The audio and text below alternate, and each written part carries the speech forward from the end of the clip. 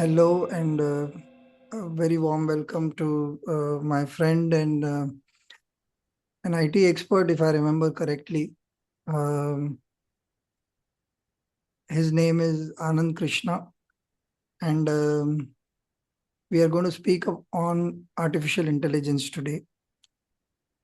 I've been thinking about this topic honestly because I do not know enough, except the fact that other friends have been claiming that we are going to feel very insecure very soon because jobs are going to be taken away and stuff like that. So, first things first, what are things that artificial intelligence can presently do?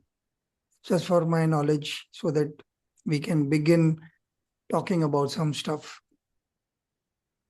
So a couple of things I want to just make a correction is that I am not an expert, or at least I don't claim one to be. So, Okay. so that's how I present myself. Okay. Um, and so I have been in the field of technology for a number of years. That's where I built my career. Um, so I have an understand. I work with individuals who are currently in the field of artificial intelligence Okay. and machine learning, and that is how and I have a general curiosity about things. So I tinker around, and that's how I find out. So that's been my understanding about this field. Now, I think for a lot of people, the definition of artificial intelligence itself is a difficult starting point because Yeah. then you need to start about defining intelligence. So, so that itself is a very difficult topic. So, so the standard definition of intelligence being measured by some form of an IQ metric is not really um, the benchmark for us to term intelligence in that's my personal opinion. Okay. Now your direct question, what is it that AI systems can or cannot do? It's also depends on who you ask. Um, there is a lot of we hear a lot about what AI systems can do based on sound bites and media clips. Right? So you see these dancing robots, and then you see some news clip of all the doom and gloom saying, AI systems will take our jobs away. So there is what I call as euphoria and anxiety that these systems create, these discussions create. My view is that there is nothing to fear. That's my opinion.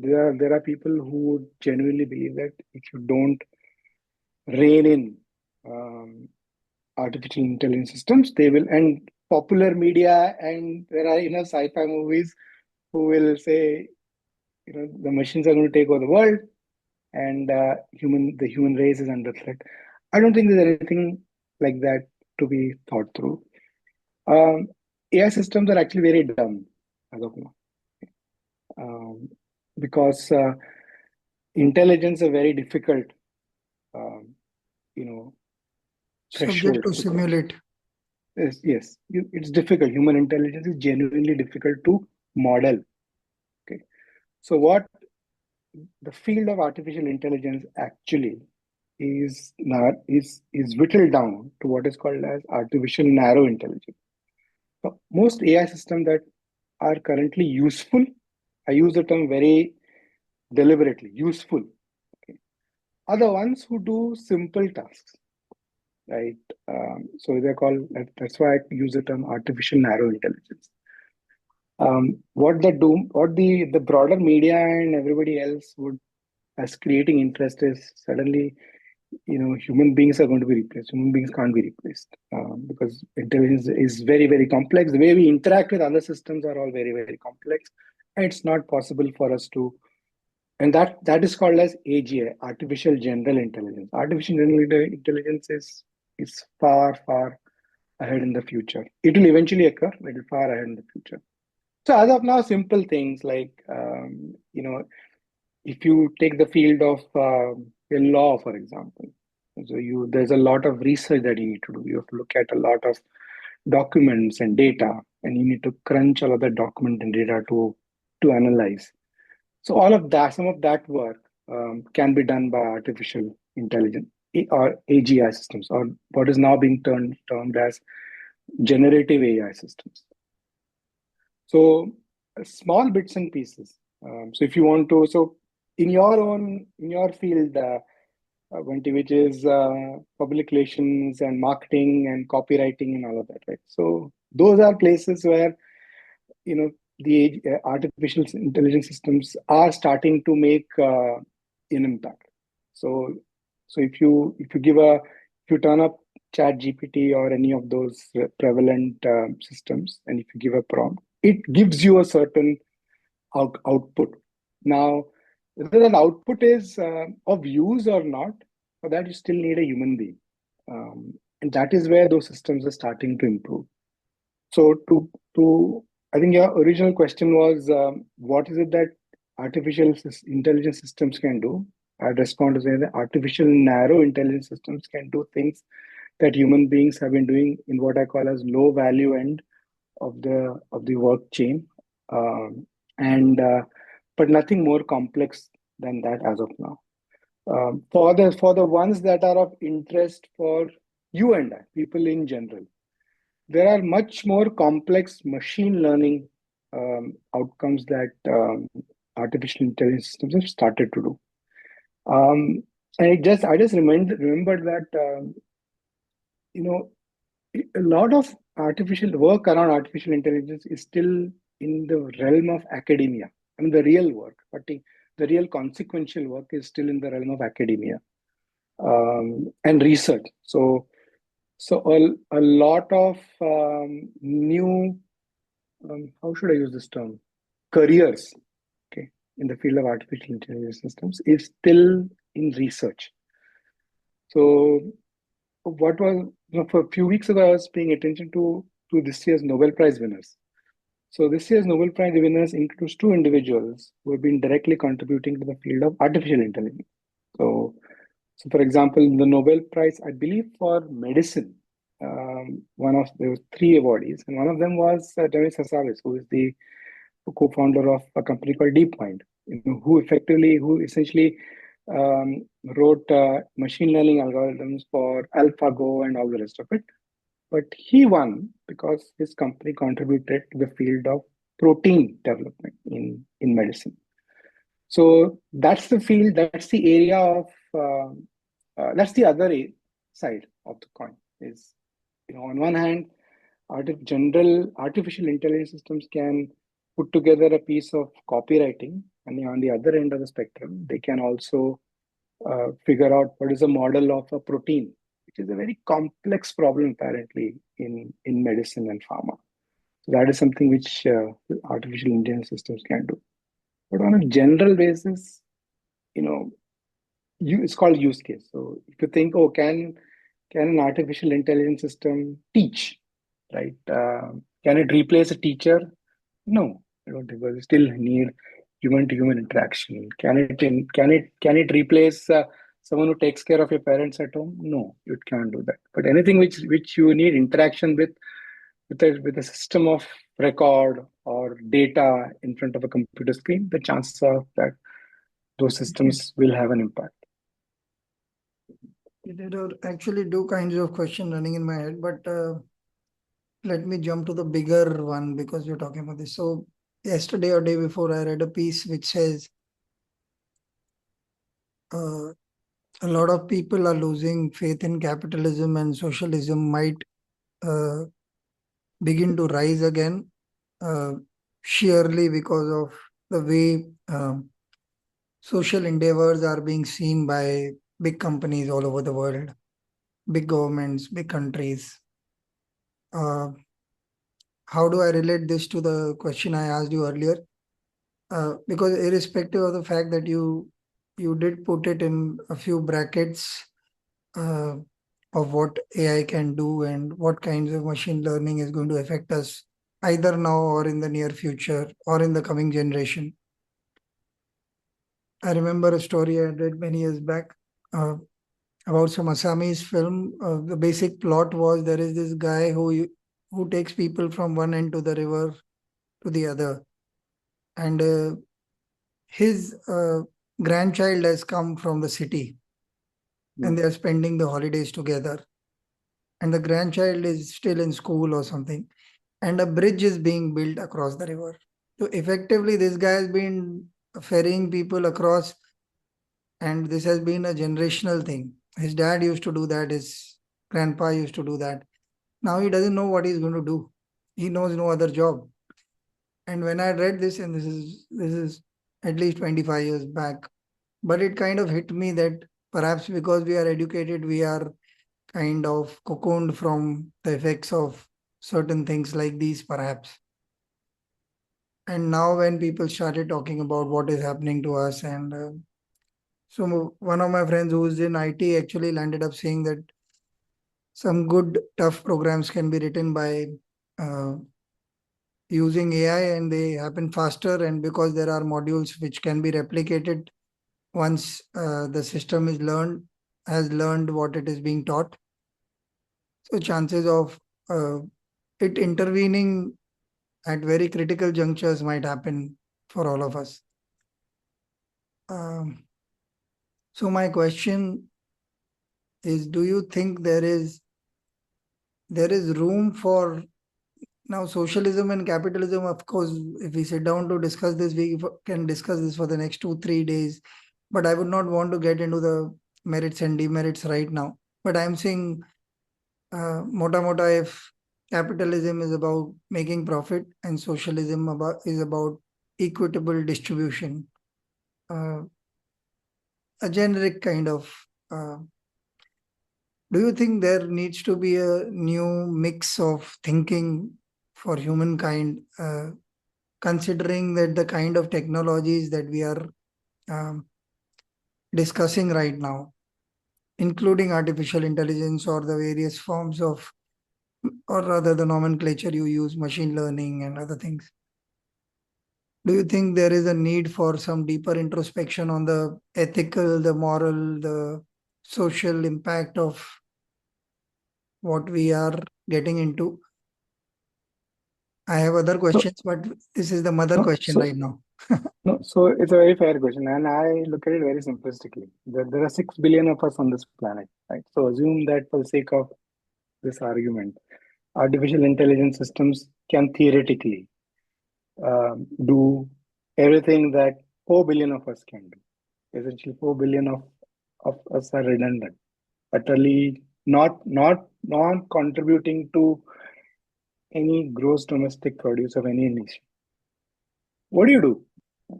So, do you think uh, nations would, despite all the dystopian movies talk about, you Yeah, cannot wish away those people, right? So, that's the first part. Second part is, if you learn anything from history, you realize that if you disenfranchise a vast section of your society, that section of society will not take it kindly. So, for order to maintain, there has to be some form of there is a regulation. So the way I look at it is that yes, artificial intelligence system will make a lot of inroads. It will make changes. It will impact the lives of a lot of people and their livelihoods as well. But sensible people would figure a way out, and that's I don't know what the answer to that question. Sensible people would figure a way out to prevent the impact of AI systems to be such a runaway success that human beings become redundant. That's the first part of this question answer. The second part of the answer is that it is not the first time that technology has had an impact on human productivity. Right? If you look at the industrial revolution, there has been an impact. You know, the computers. This was pre-internet. Right? Computers replaced that, or the word processors replaced typewriters, and and then you had the advent of the internet and what I call as email, which is the killer application for internet to be adopted, then suddenly transformed workplaces and so on and so forth. So there will always be an advancement of technology impacting day-to-day human beings. So I'm not overtly worried because I believe that human beings will figure a way out to continue to evolve, and that's a deeper question, and I have my doubts around that also. But so that's one way of looking at it. The other question that you asked is about ethics, right? So ethics is is a very important aspect of artificial intelligence, the field of evolution of the field as well. So just as you have ethical, what do you call, ring fences in the field of medicine, there is a need for very strong ethical ring fencing in the field of AI. Just because you can do something, should you do it or not, is a deeper question. Because technically, it's possible. Even not technically, it is possible for you to do gene editing using CRISPR and the others. But should you do that is a question. So, so therein lies that we don't have an answer yet. There because AI research is still evolving. There are lots of good players and there are say a few bad players also in the mix. And as human beings, we'll all figure a way out to decide what's the good and the bad part of it. So I'm more optimistic about it, Auntie, than worrying. Okay. Would you want to talk a little more about the social impact of this entire thing, uh, with a little more practical aspect of So I'll seeing now the intelligentsia is perhaps being threatened, some yeah. part of So it's a fair point. So it's a very fair point. So and it's very early for us to assess the impact of AI because the adoptability of AI systems, at least on a day-to-day basis, is very poor.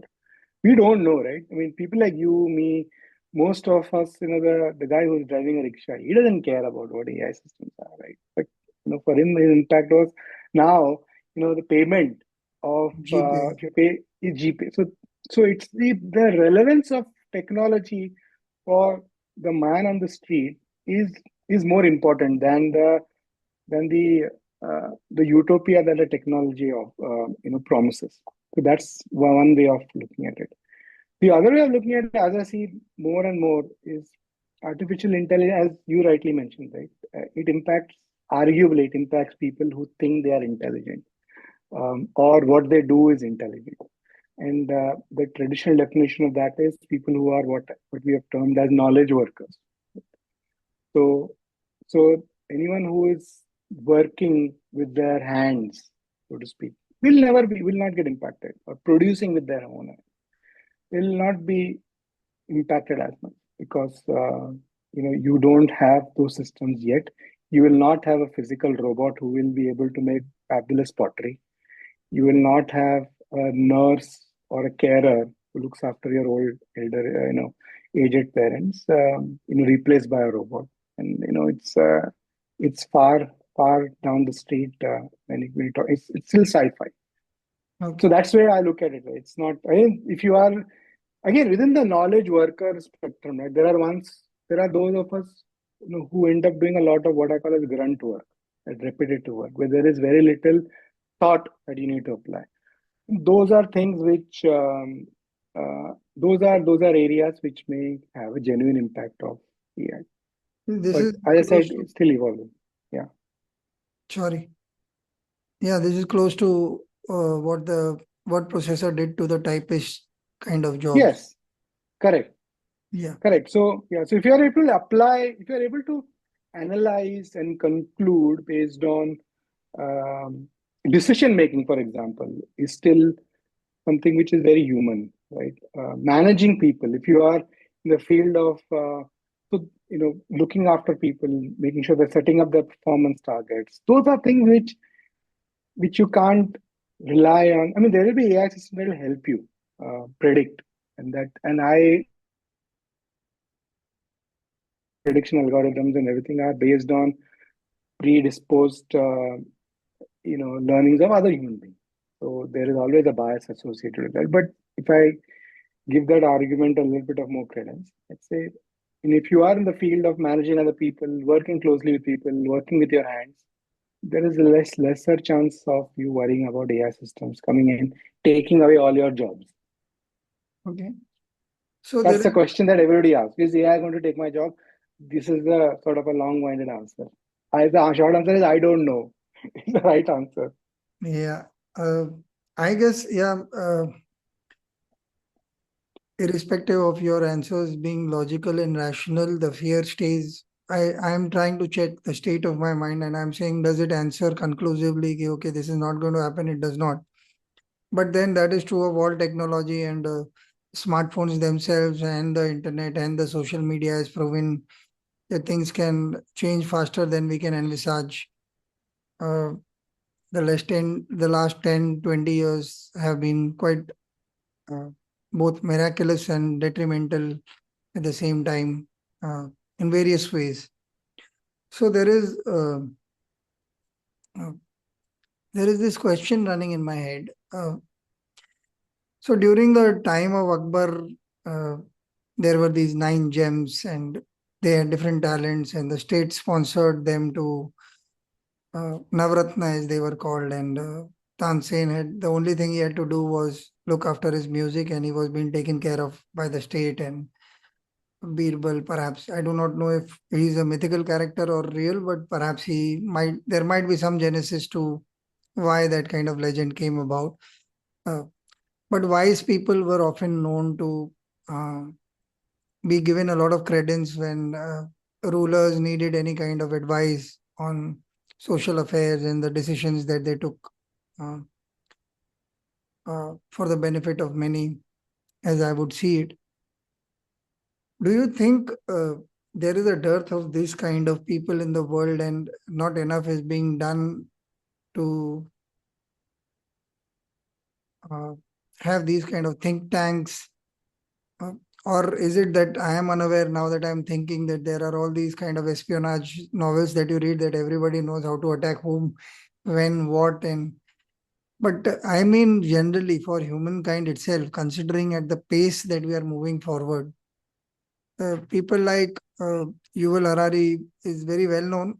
I know of people who like him and who hate him in equal uh, earnestness.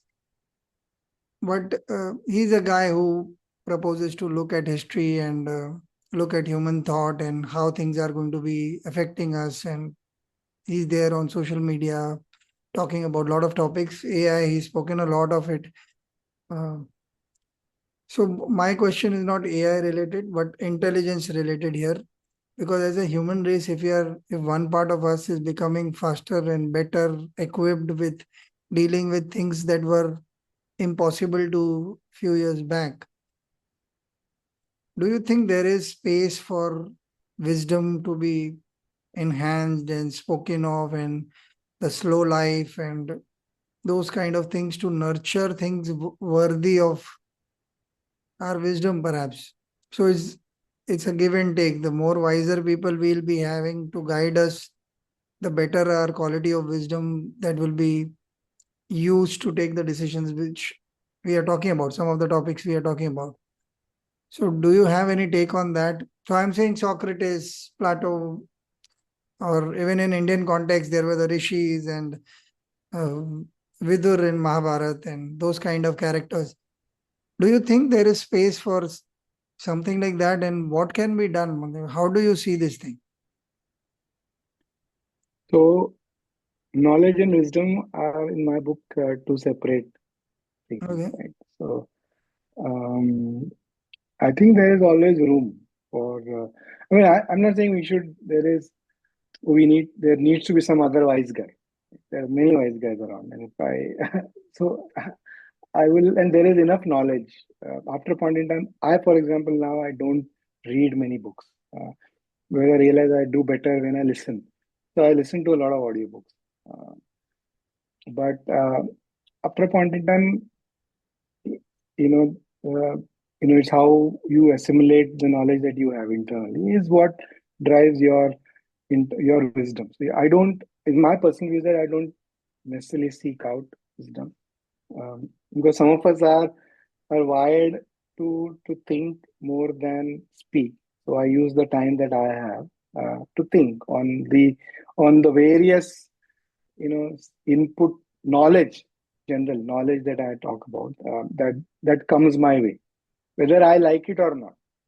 So that's one. Second thing is sometimes you have got to realize there's far too much knowledge available because just everyone is just putting stuff out there So it becomes much more challenging for people to decide what is really of importance and relevance, and what is just trash, so to speak.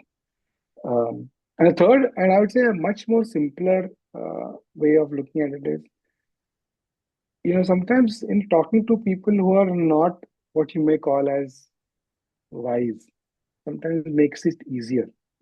Yeah. So, um, for example, if you talk to your children, sometimes they give you a much more easier and simplistic point of view.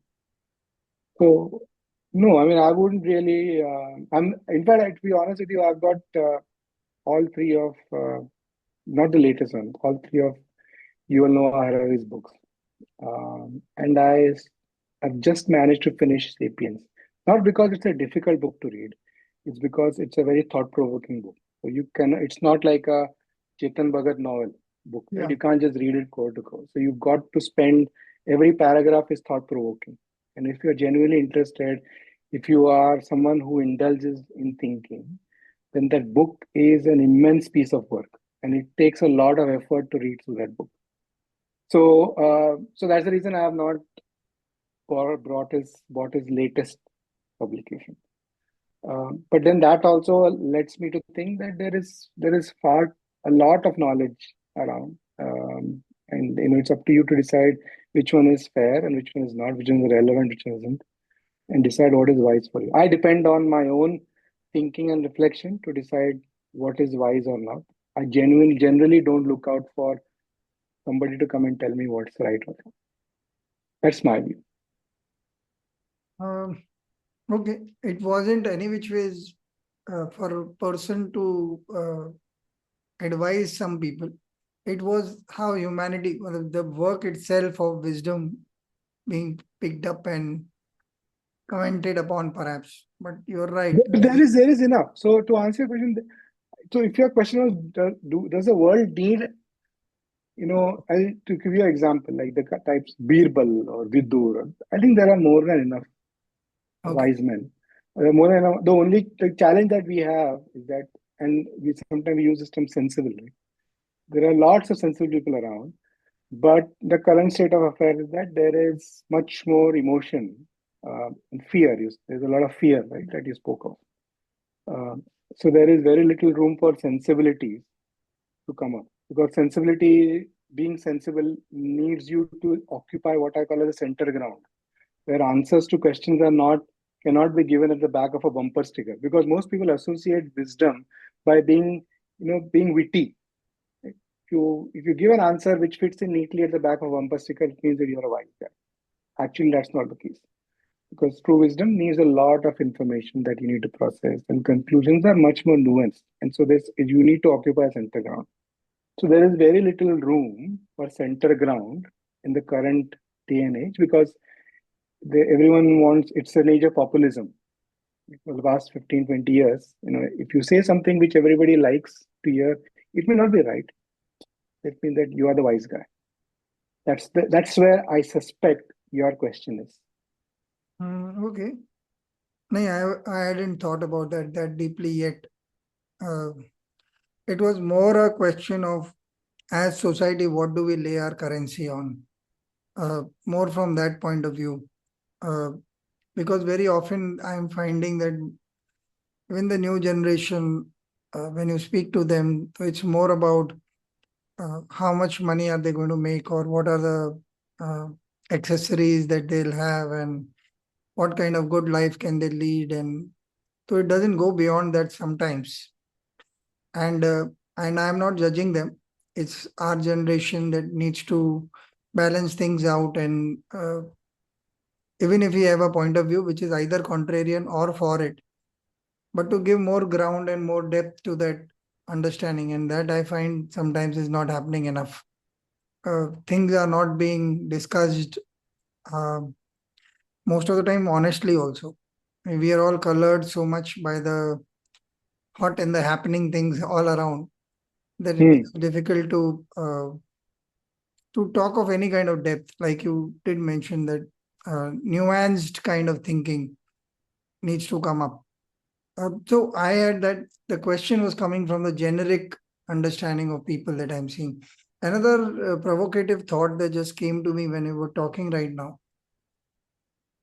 So, in a world which is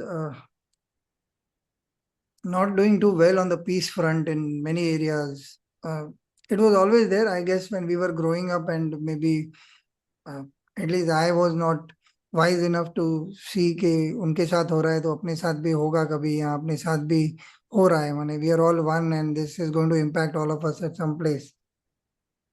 Uh, Various world powers with lot of uh, heavy power and ammunition are warring, and the only thing that we have is that they all cancel each other out more or less most times, and that is where the wisdom prevails. uh, I'm asking this question from a point of view of that artificial intelligence also is a big weapon in the coming days in terms of who has more knowledge about it or who has more depth of understanding in its adaptability and reach. And so, if these two fields of thought were to merge, have you had any thoughts on these kind of things? Have you had any exposure to knowledge on anything related to this subject? And how do you see that? Considering that it could be, see, it's doomsday, I understand, but it is not as far-fetched as it is seeming to be, because we are the same, like you are the same human being who is answering this and who may seem wise on this topic, and suddenly you are worked up because your dog is not eating something that you're offering it, because you're just not in the mood, and you will start screaming at it and just have this and let me get on with the rest of my work. So it's the same person. So here also we are the same human race. We have a power which has an ability to do a lot of harm, a power which is very ambiguous, which is still being developed. So if a mixed curry of this is going to happen, uh, is this a recipe for disaster or what? Because this recording will go out, like, so I'm just going to be very careful what I say. So there are conflicts around the world where you have all sides trying to target each other, using the term targeting very loosely. In military conflicts or tactical military conflicts. Tactically targeting decisions around targeting was taken care by was responsible human beings. There is more and more evidence which suggests that these decisions are being taken by machines. So deciding what part of which city, which neighborhood do I need to target the next missile launch, for example. And most of these areas are civilian populated areas. So how do you decide, right? In the past, because when there'll always there's this very fascinating term it's called collateral damage. So it reduces the impact of because the term is so soft. Collateral damage actually doesn't means that you're going to kill people who are nothing to do with the conflict. So how do you decide what the size of the collateral damage? And that used to be in the past the prerogative of human beings. So which means then then you could have debate. When human beings are involved, and naturally speaking, there is at least some room for ethics to talk about, because you have people in flesh and blood arguing and debating. But if you pass that decision making to machine, the system will throw up a probability saying, there's a likelihood of X number of civilians being killed if you target this area. And then so somewhere the emotion gets taken away from the decision making to machines. And human beings are much better to act on somebody else's decision than thinking through the decision making process. That is where the challenge is. That's where the danger is, as of now, where warfare is genuinely conducted by a push of a button, where you don't genuinely see the other person losing life or limb. Um, so that's where I feel sensible or wisdom needs to prevail. We can't go and change history, which has been written 5,000 years ago or 3,000 years ago. So you can only deal with contemporary events of the past. So if you're not able to change or make corrections there, then you will continue to have those issues. After a point in time, as I said, right, all conflicts, it becomes the reason for keeping a conflict going is more self-sustaining, right? People who want to keep the conflict going, it becomes the reason of their existence. It doesn't have any impact on the general population, and that's we've seen in all conflict zones.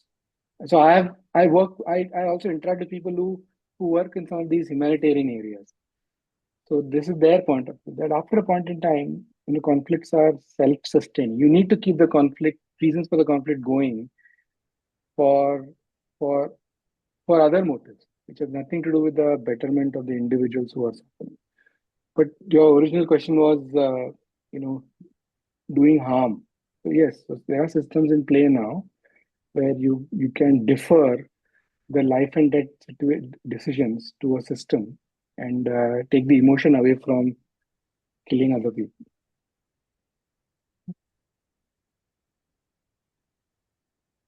Not the answer I would have liked to hear, but It is the truth.